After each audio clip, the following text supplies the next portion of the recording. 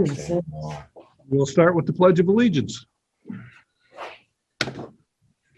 Pledge allegiance to the flag of the United States of America and to the republic for which it stands, one nation, under God, indivisible, with liberty and justice for all.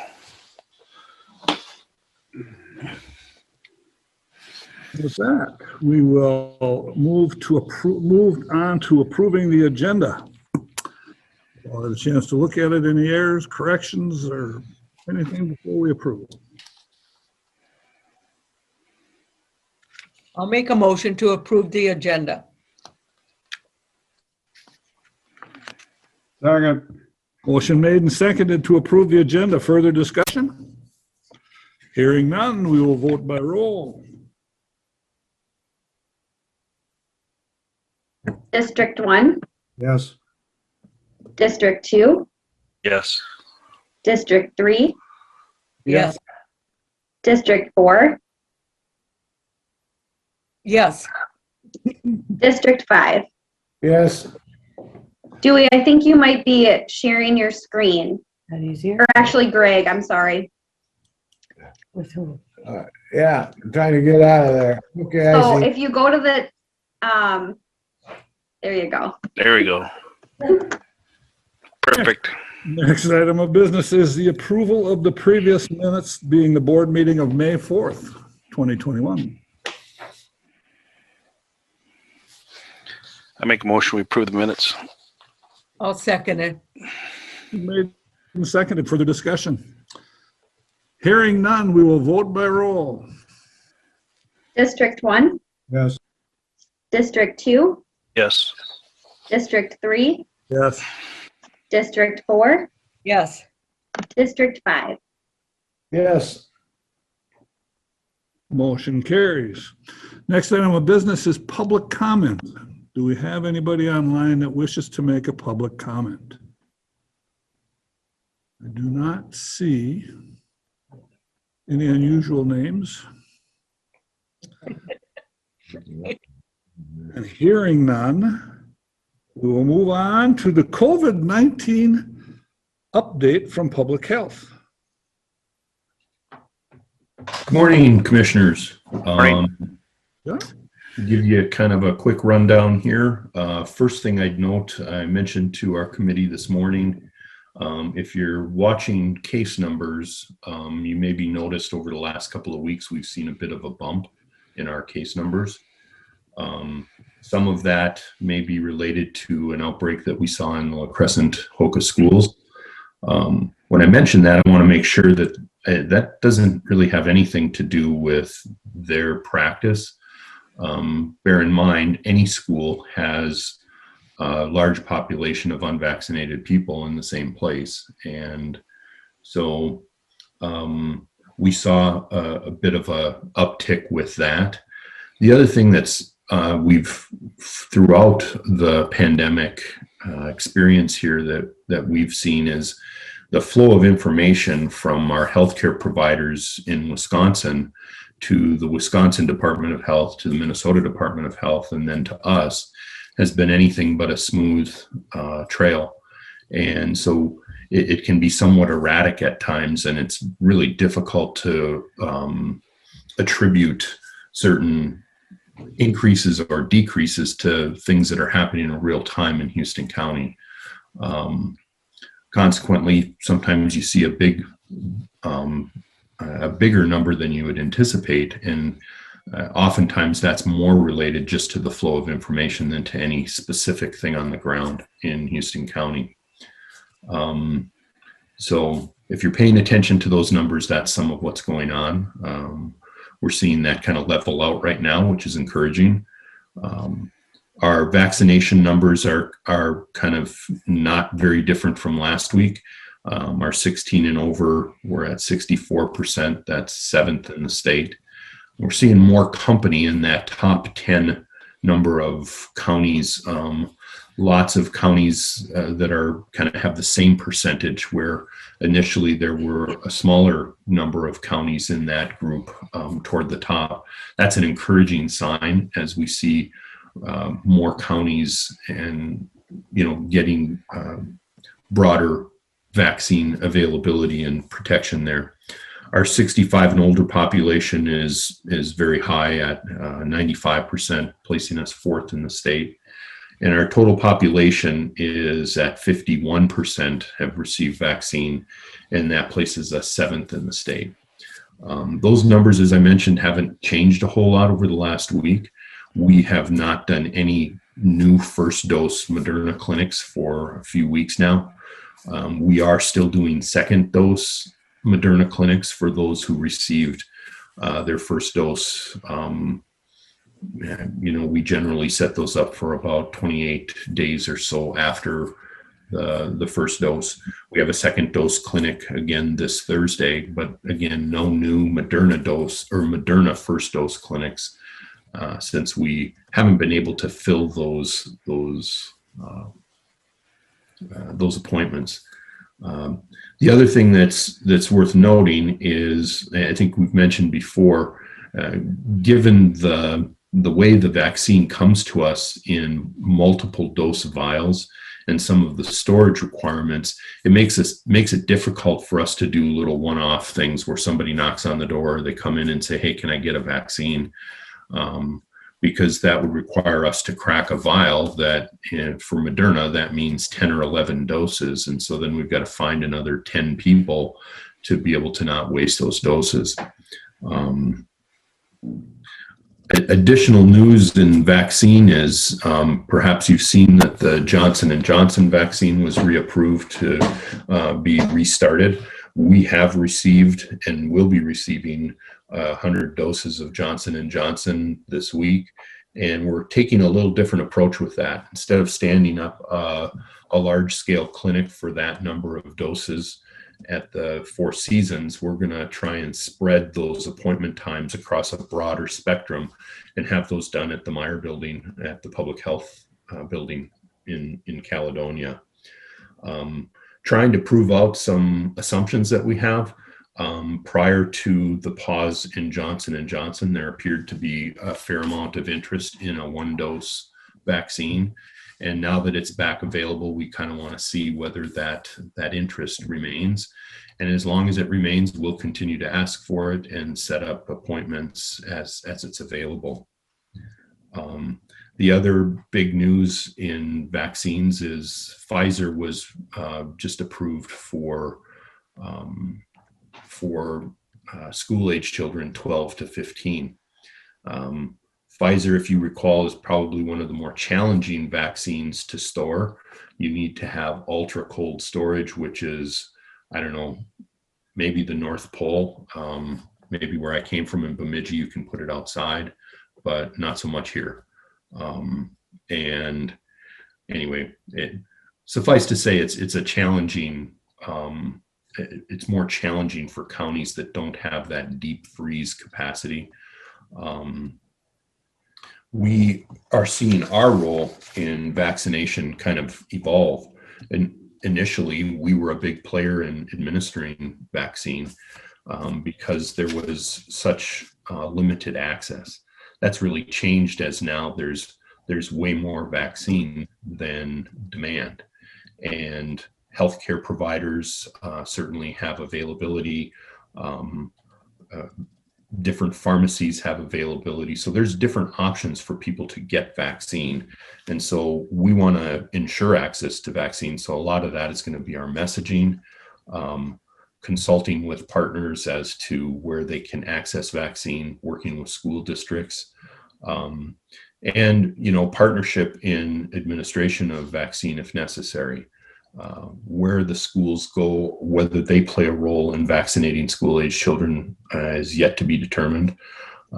But as we've done throughout the whole pandemic, we want to have close partnership with the school districts and, do the best we can to support their efforts. Do you have anything else you want to add, Heather? Not just a couple of things. One, just anecdotally, I reached out to one of our healthcare partners because of the recent emergency use authorization with Pfizer and the 12 to 15-year-olds. And once that's kind of approved at the at the state level and then down through the health system, they would anticipate being able to offer appointments. They said certainly yet this month, within the next week or two, probably. So that's just something we're keeping an eye on, so we can, carry that message to, residents of Houston County who might be seeking that for that age group. Something else that I spent a little bit of time last night, and I haven't had the chance to share this with John yet, but looking at where our numbers are, we have logged over 400 volunteer hours in our community vaccination site. We have people that have helped in the parking lot. We have people that help at registration, at consent, and our community vaccinators or volunteer vaccinators who are doing that work for us. So I think we're at about 427 when it comes to total volunteer hours up to this point, which would include those that are scheduled for this Thursday to help on the 13th. So I just think that's a tremendous volunteer effort that we definitely filled a gap, and I think we did a really good job, but we could not have done that without the flexibility of our staff and the help of our community volunteers. I don't know, John, if you want to add anything to that. I didn't get a chance to touch base with John before I shared that, but. Well, that's not surprising to me, because if you've been to any of our clinics, there's plenty of volunteers. I know I've been on record, and anybody who cares to listen, it's been one of the more gratifying things that I've experienced in my career, to see a community that is so supportive and has really stepped up to assist in this effort. I won't say that it's unprecedented in the state, but I would say that Houston County has used volunteer assistance as much, if not more, than virtually anyone. And it's really been the difference. Our staff has been amazing, and as Heather said, very flexible. We've balanced other competing job responsibilities, but a lot of being able to do that is predicated on the fact that we've had so much volunteer assistance. So we can't say thank you enough. It's been outstanding, and continues to be. People just really want to be part of making this work, and that's been really a cool thing to be part of. Thank you. Any questions?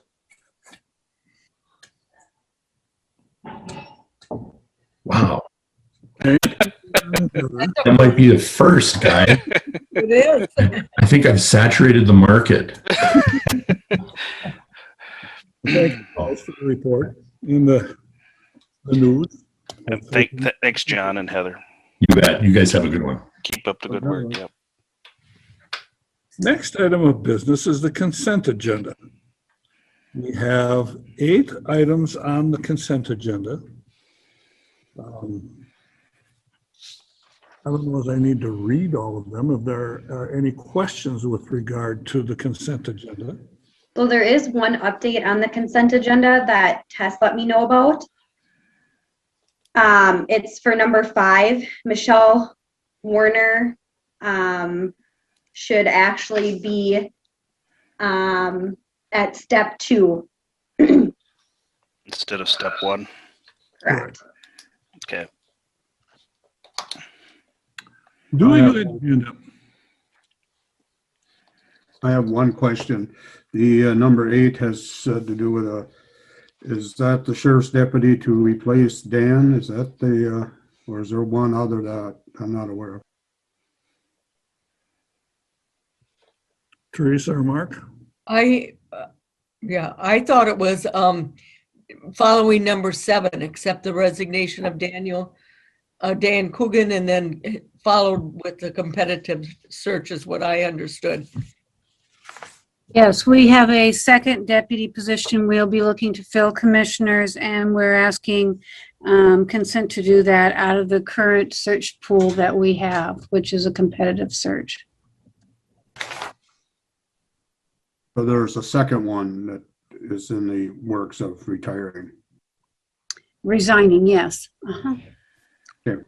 And that's not on, this one is just for Dan right this point. No, this one replaces the position we had a while back in December, back in November, December. Oh, Okay. So we're requesting that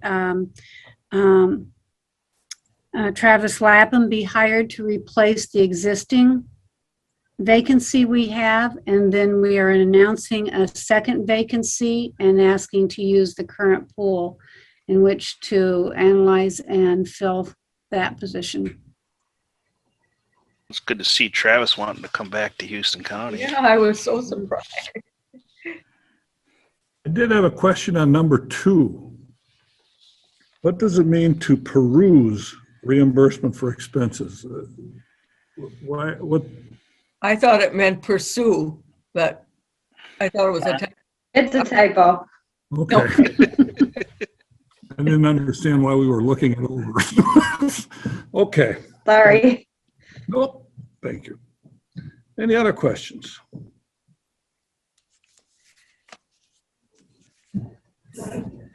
I move to approve the consent agenda. I'll second it.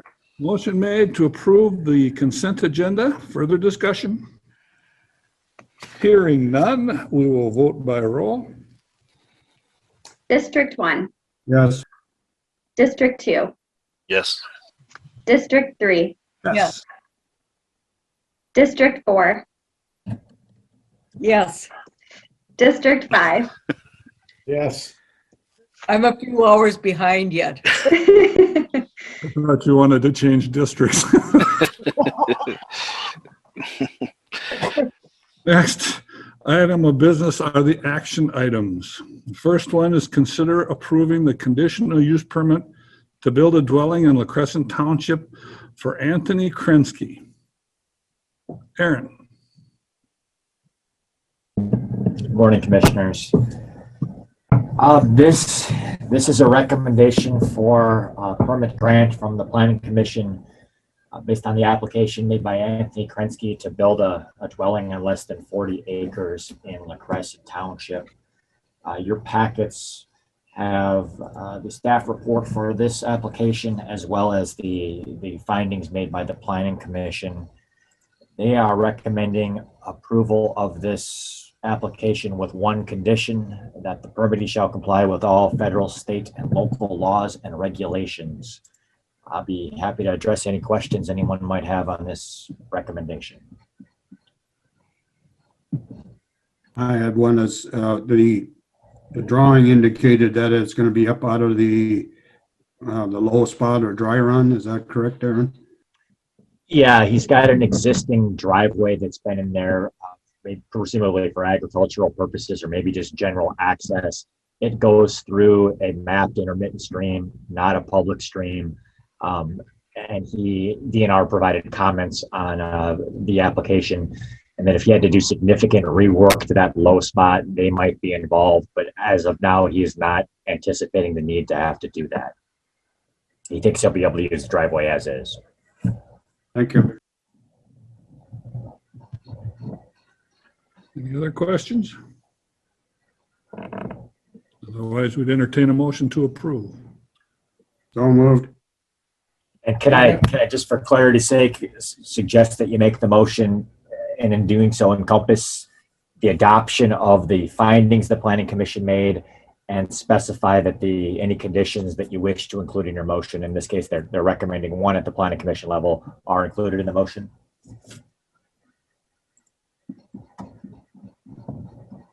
You're muted, Dewey. Try to get it, oh, yeah, so be it, just, Ally, just get that recorded. That makes sense.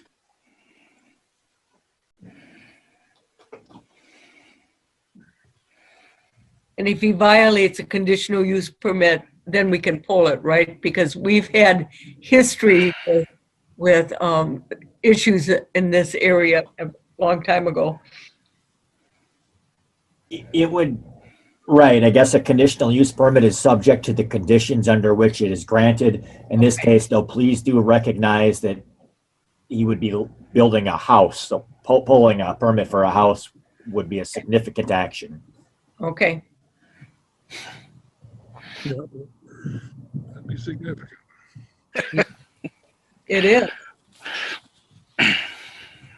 We have a motion. Is there a second? I'll second it. The motion is made and seconded to approve the conditional use permit for a dwelling for Anthony Kerensky with the adoption of the findings of the Planning Commission and accepting the conditions as stated. Further discussion? Hearing none, we will vote by roll. District 1, Yes. District 2, Yes. District 3, Yes. District 4, Yes. District 5. Yep. Motion carries. Action item 2, consider approving the conditional use permit amendment to the current conditional use permit issued by La Crescent Township in 2012 for Robert Ott. Aaron. Mr. Ott is seeking an amendment to his existing conditional use permit that would allow him to offer firearms and accessories for sale. This is in addition to the firearms training business that he operates under his previously granted conditional use permit. The Planning Commission is recommending approval of this amendment. They identified 3 conditions. 2 of them are being carried over. I guess I should say all three of them are being carried over from the initial permit, one with a slight tweak in language. Those conditions are that the permittee shall comply with all federal, state, and local laws and regulations. Number 2, shooting allowed only between the hours of 8 a.m. to 10 p.m. And I'll note on that condition that what he's asking for here with the amendment has really nothing to do with the shooting, but we are just reaffirming that condition from the original permit. And number 3, the permittee is required to have a current nationally accredited firearm safety instructor's license. You have the staff reports and the findings prepared by the Planning Commissions in your packets. I'd be happy to address any questions any commissioners may have.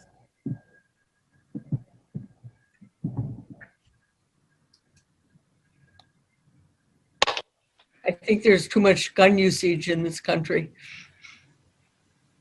Well, this is for training, Teresa. I think Oh, I know. that's a good thing. Oh, I know it is, but This is for every sale. day lately. This amendment is for sales. He already has the approval. For sales, he already has, yes, right. Well, Yeah, he does, it's not written in the application, but the genesis for the application is that when somebody completes the training class, it's Mr. Ott's intention to be able to then sell them, a firearm as part of the business he's operating.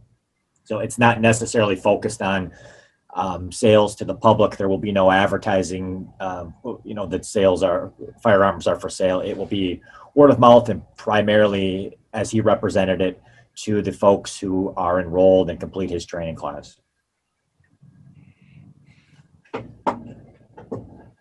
I'll make a motion to approve this application with the 4 conditions on it. I'll second that. Can I just clarify quickly that that the motion being made adopts the findings that the Planning Commission put together, and also that there are 3 conditions, not 4. Okay, I'll make a motion to award this permit for the findings and for the 3 stipulations and recommendations by the board. And your second agrees with that, Eric? Yes. Motion made and seconded. Further discussion? Hearing none, we will vote by roll. District 1, Yes. District 2, Yes. District 3, Yes. District 4, Yes. District 5. Yes. Motion carried. Action item number 3, consider approving the conditional use permit to expand a feedlot from 434 animal units to 800 animal units. Right. Aaron. This application would allow for an additional confinement barn, somewhat similar to the existing confinement barn at the facility. And it would nearly double the animal units that are allowable at the site. Of note is the manure storage on the site has been recently upgraded to have better operational functionality and more capacity. The Planning Commission is recommending approval of this application. And they have suggested 4 conditions. That the permittee shall comply with all federal, state, local laws and regulations, being number 1. Number 2, that the county may enter onto the premises at a reasonable time and in a reasonable manner to ensure the permit holder is in compliance with the conditions and all other applicable statutes, rules, and ordinances. Number 3, no excessive manure, mud, or dirt associated with the operation of the site shall be applied, spilled, tracked, or otherwise become located on or within the roadway or right-of-way of County Road 5 or Smoking Drive. Any spillage must be cleaned up as soon as practical. And number 4, the permittee shall obtain all permits required under Minnesota animal feedlot rules prior to commencing construction. You have staff reports and Planning Commission findings in your packets. I'd be open to any questions you may have. Question with regard to the 3rd condition, that being cleaning up if they make spills on County 5 or the Township Road. I did have some calls about this from people out there that have issue with manure on the county highway, and how soon does it specify how soon they have to clean it up? Is it clean it up as soon as they do it, or can they leave it for days, or how long do they have to clean it up? Well, I mean, as it's recommended, it would be as soon as practical. We did begin to go down a pathway of considering specific timelines. It's my recommendation in terms of the zoning office's administration of this permit that writing a specific, clocked time in there would be perhaps not very useful, and that we wouldn't have the, mainly we're complaint driven. We're not out there with stopwatches noticing when manure hits the pavement and then timing them. Right. It was just a concern with regard to, the next day after that, coming over the hill and having to drive through a bunch of manure that was, 1, getting on cars, and 2, kind of slippery when you come down that hill. Another question that I was asked is with regard to the expansion of the pit. Is it big enough to handle that many more animal units? And what about runoff from up above that comes down and seems to go into the pit instead of being directed away from the pit? Good question. I'm going to ask Amelia to come in and handle that second question. What I will add to your question about the manure spillage, I'll harken back to Teresa's question about the Krenski permit and that it's conditional use. They have to follow the conditions. The way that number 3 is currently written, it leaves it a bit open to interpretation of the zoning office and then ultimately to the county board. So if there was a problem out there with manure, the zoning office would be able to certify that as non-compliant to the county board, and the county board would then have to decide what constitutes practical. Did you clean it up in a practical way or not? And that I think is preferable to 12 hours or 3 hours or whatever specific time frame one might have. Your second question about manure storage capacity and clean water diversions, can you touch on that, Amelia? Yeah, so I had calculated some numbers, and I think Cole had some as well the night of the hearing, but I believe the engineer from the pit construction had identified it as like 6 months of storage, and I estimated that it would be, with the additional animal units, it would be reduced to about 4.5.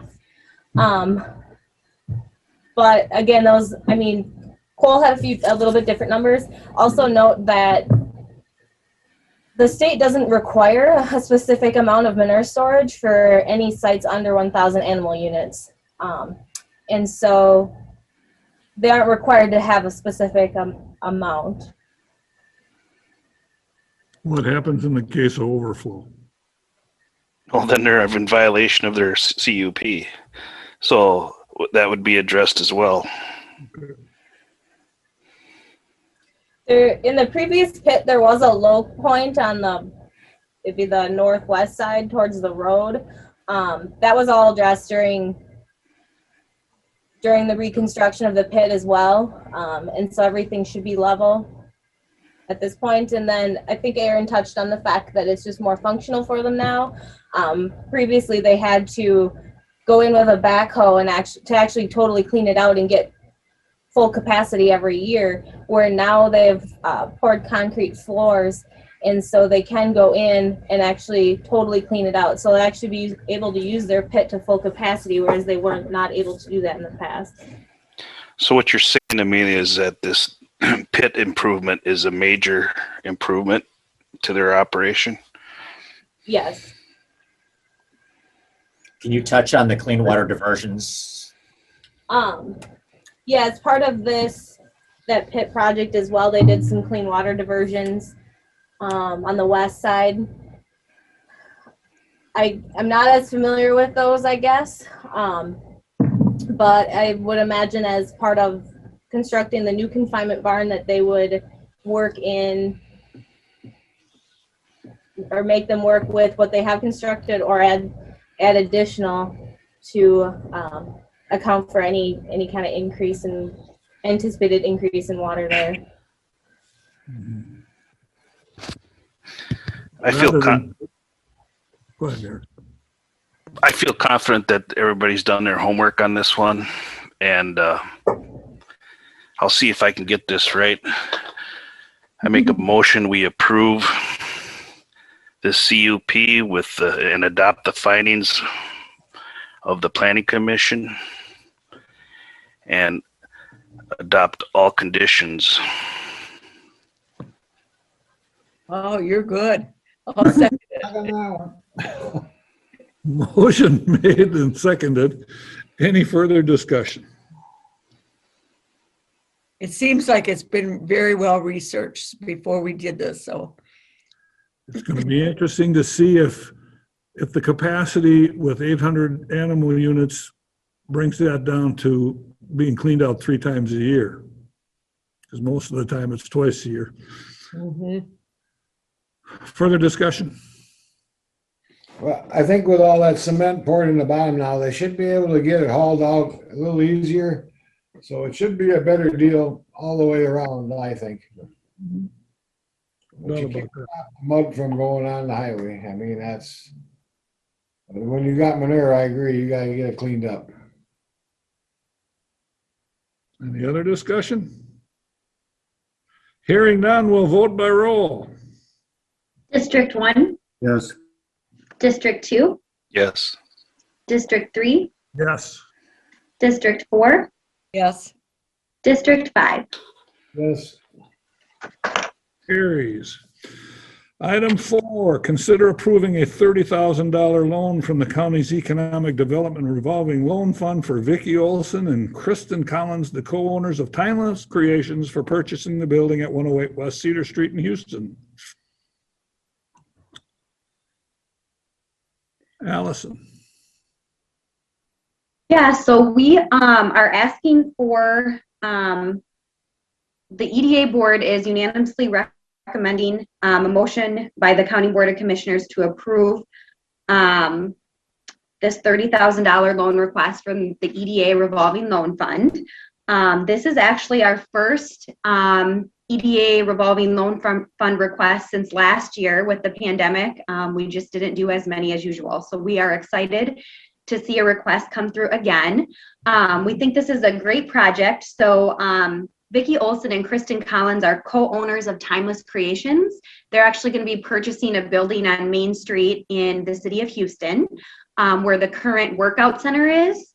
The current owner of the workout center plans on retiring or semi-retiring.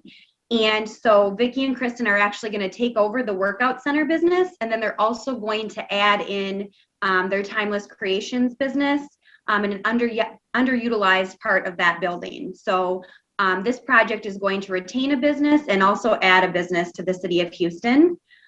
Timeless Creations is a business. They sell furniture, home decor, and gifts. So the workout center will be in one area, and then the gift area will be in another area. And then there's still going to be some massage therapy out of the building also, which is currently there, in just one room. So there'll actually be 3 different businesses out of the current location. Yeah, does anyone have any questions? I just wanted to add too that they had a very good business plan that they presented with us at our EDA board, and they're good business people, and they got a growing business there, and this will be a great way to keep a business going that's already there, plus add another storefront to it. So I think it's a good deal all the way around for Houston. And we're fixing up the building and we're kind of remodeling and what they need, so it's a plus for, I think, the city for sure, and then for the county. I recommend approval. Motion made. Is there a second? I'll second it. Motion made and seconded. Further discussion? Hearing none, we will vote by roll. District 1, Yes, District 2, Yes. District 3, Yes. District 4, Yes. District 5. Yes, Motion carries. Moving on to discussion items. First is a board update. I want to ask a question with regard to the emergency declaration. We probably should review that. Is that something that we can do at the work group meeting next week? That's what my request was, to discuss it at the workshop. I've asked, and they volunteered also, John and Heather to chime in and give us their 2 cents worth, and they have some ideas that they'd like us to consider when we're reviewing this. Okay. If that's go ahead. So then will it be on the next week regular board meeting for approval, or? Well, we'll see where we get after our Okay. discussion at the workshop. Next week is a workshop. The next meeting is the week after next, correct? Right. Okay. Okay, and Donna has copies of the emergency declaration? I assume? It's actually on the website. Okay. I don't know if I can make a copy of.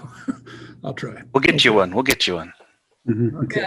Yeah, do give it in a packet if you can, Allison.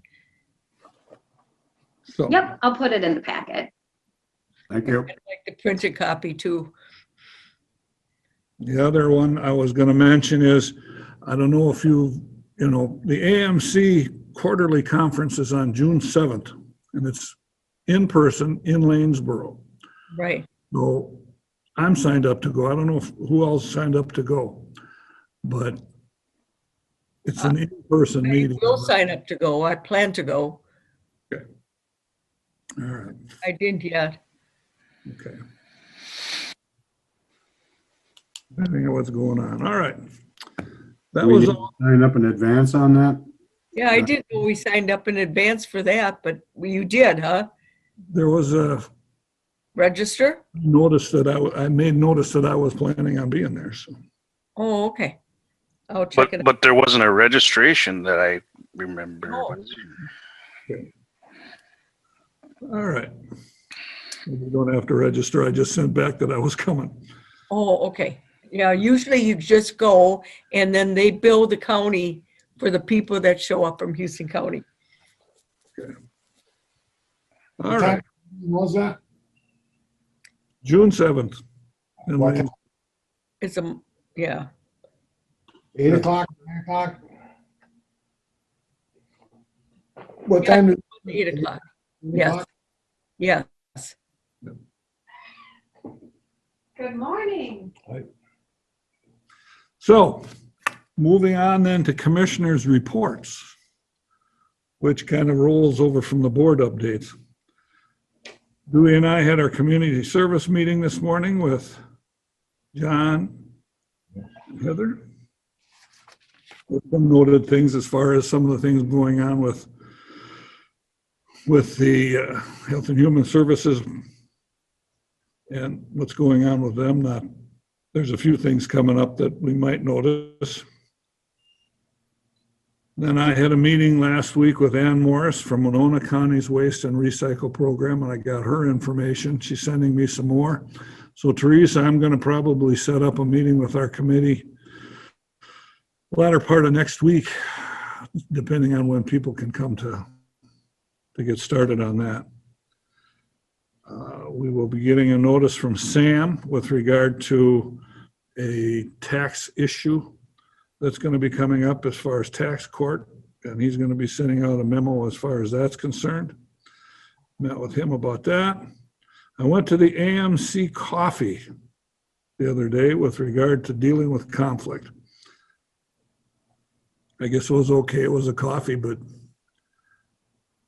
I didn't get a whole lot out of it. Anyways, I went to the Caledonia City Council meeting last night, and that was with regard to Sprague's Woods. You couldn't use some of them conflict skills at that meeting, or? I sat really quiet. And people said, why didn't you say something? But I didn't want to get involved with that. There was 75, 80 people there. Of course, everybody was in favor of maintaining Sprague's Woods as Sprague's Woods, not cutting it down and turning it into commercial property. But during the conversation, it evolved into discussion about commercial applications along the highway and access or sites available. And somebody brought up the Meyer building and gave the impression that the county's moving everybody back from the Meyer building to the courthouse and that property is going to be available. Yeah. Where's this coming from? No idea. But Because Eric and I got questioned on that when a while ago that we heard it's being sold. Yeah. I haven't got a clue. But it just, I don't know. It was very boisterous, and people just, it got, the public hearing with regard to Sprague's Woods got way off base into all kinds of different things. But anyway, that was what was brought up at that. So that's all I've got to offer for now. Just curious, did Rob mention anything about the situation with extension and? Rob was not at the meeting. Oh, okay. Nothing was mentioned. Just out of curiosity, did the city make a decision about the woods, or it was just the public hearing to It was just talk about it more? Just a public hearing, and they tabled the decision so that they could review the information that they received. I'm pretty sure it's not going to go away from being a woods. Who wants to go next? Mine is kind of short and sweet. I attended the WinLAC meeting yesterday by Zoom, and a lot of plans going on from DNR, PCA. Also, I'm going to get to Teresa the information about the consultant being hired for the group. And that interview is going to happen on the 26th and 27th of May to finalize that. I was going to attend the La Crescent meeting last night. I thought, well, 10 minutes late ain't bad. They were done at 11 minutes after they started. Wow. Wow. Whatever happened, Dewey, with that assessment on the hotel? That's up in the area. I saw the appeal, but I have not seen anything concrete on that. Okay. I read in the paper, the Houston County News, that supposedly they had set it at 2.1 up. It was lowered from what the assessor set it at 2.2 or something, or is that not correct? I wasn't able to find that out last night. Oh, okay. I read the same article, same thing that you said, Eric. Yeah. I I better just not say anything about that. I think I agree with your thoughts. It's not my district, so I'm going to stay out of it.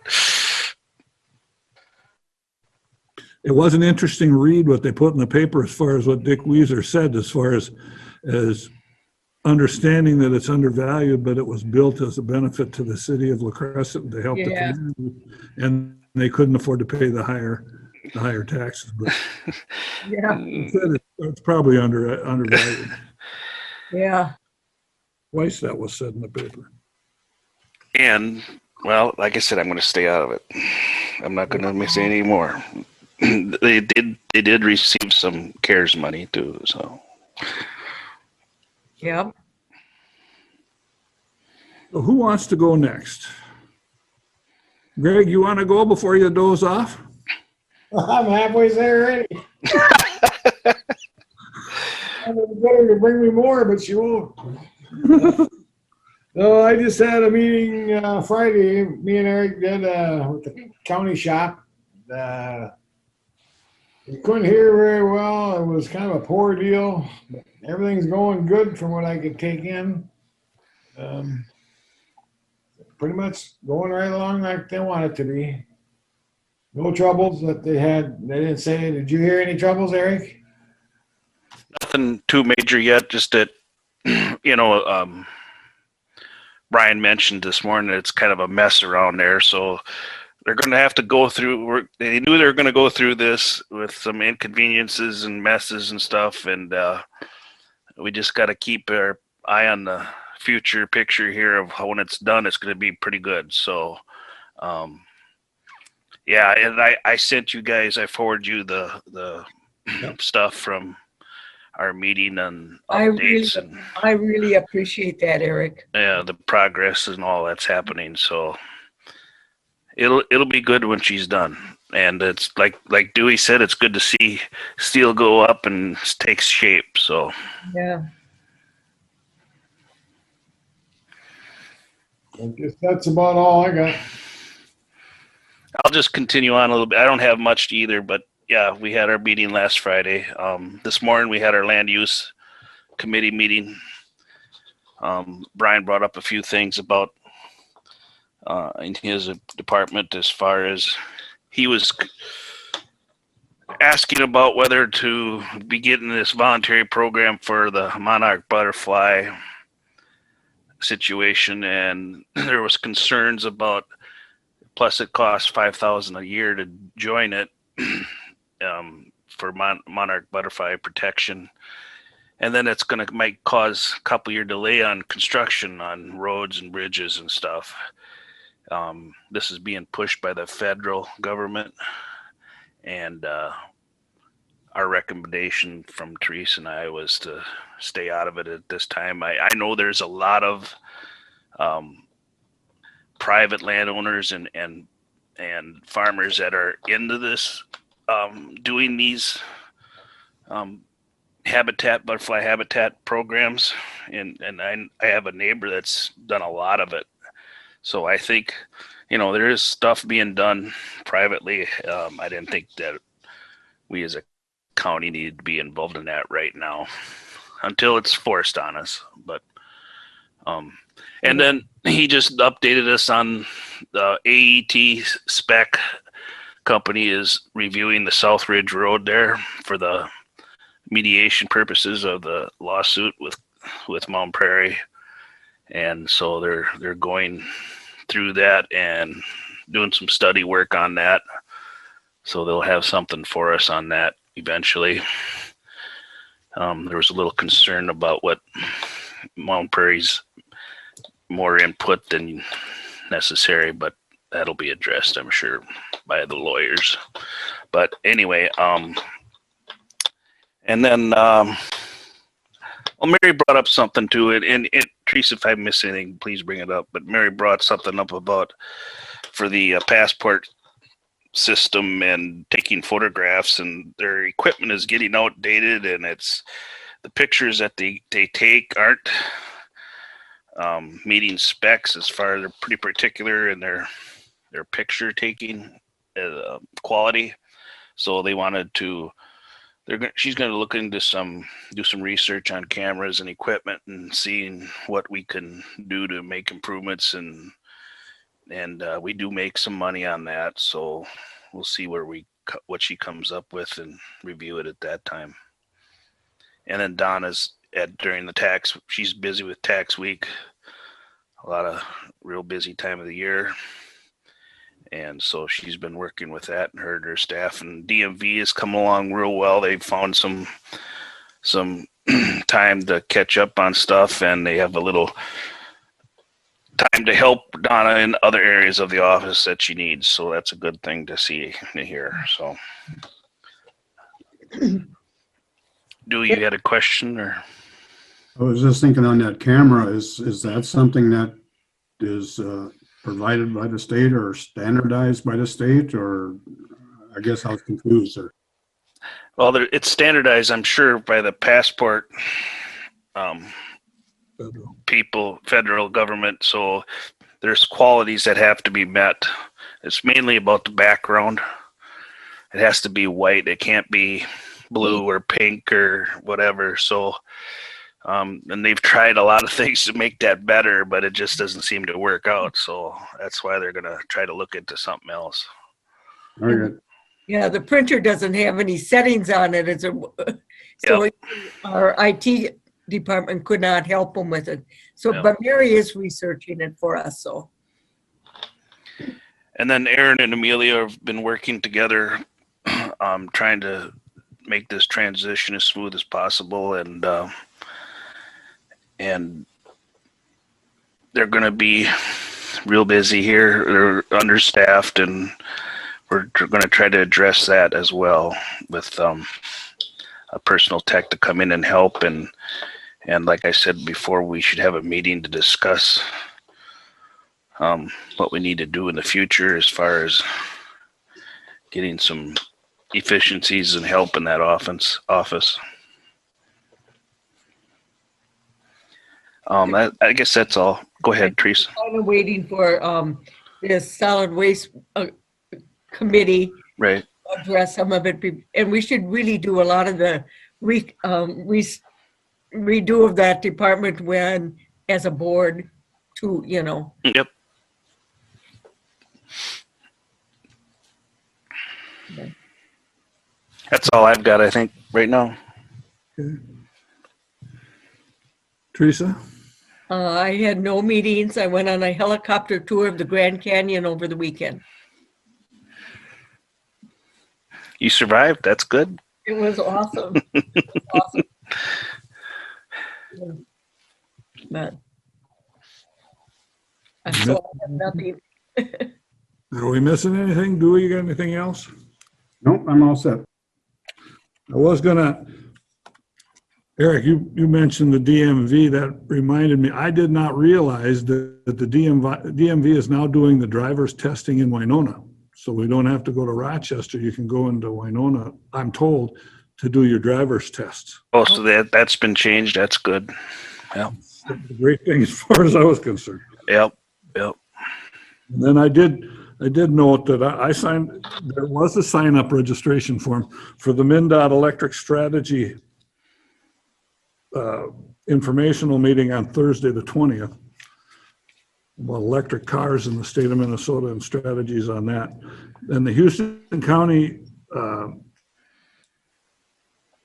materials, hazardous materials pickup is from 9 to 1 in Houston on the 22nd, Saturday the 22nd. I'm signed up to go to that.